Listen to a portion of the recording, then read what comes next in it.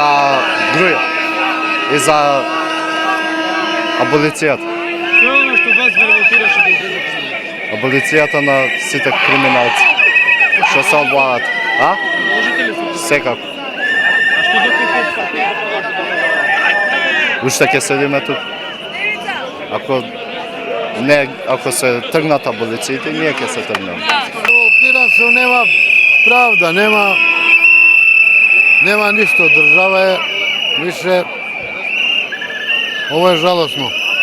А што доколку партијата... Ја у фамилија немам никој вработен. Сам седам, невработен, 33 години стар на улица сум. Женава исто од Газела на улица. Керка ми 6 години со факултет седи дома.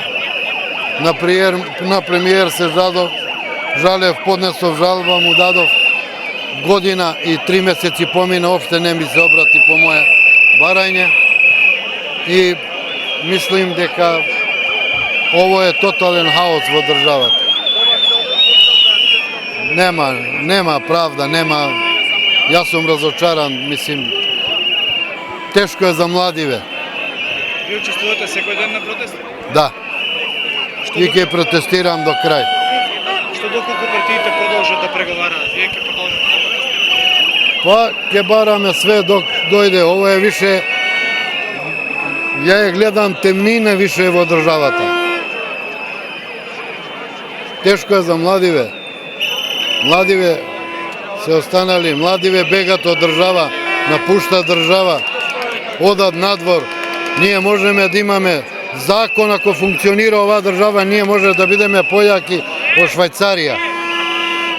Ние имаме овде леп живот, соживот со сите, да живееме братски и све, али ово, тоа е нестанато овде. Овде е еднопартиски систем више владее у држава и корумпирано е све и немаме шо. Но вака, министерот за финансии на неколку пати и бившиот премиер Никола Груевски рекоа дека Македонија според извештаите со економијата е лидер лидер на Балканот и помеѓу водечките земји во Европа. Не може да биде тоа. Ние тоа не видиме. Тоа е можно. Ние имаме богата држава, богат просперитет, се, али немаме закон. Закон не функционира. Што ве мотивираше да го ставите баш овој знак на вас? Па така ме нарекоа. Кој? Тие поради кои што сум тука. А вие на секој протест доаѓате? Секогаш кога можам.